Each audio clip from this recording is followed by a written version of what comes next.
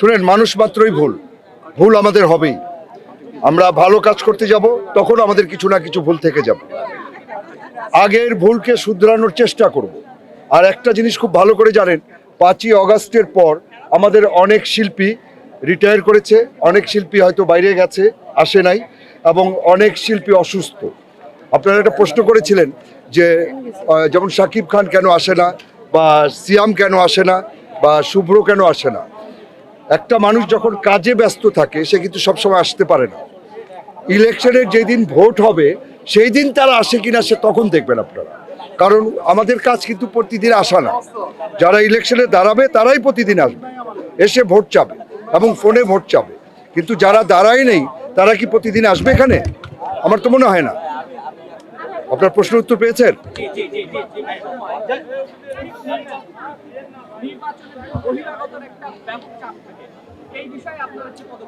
দেখেন, বহিরাগতরা আসে, এটা কি?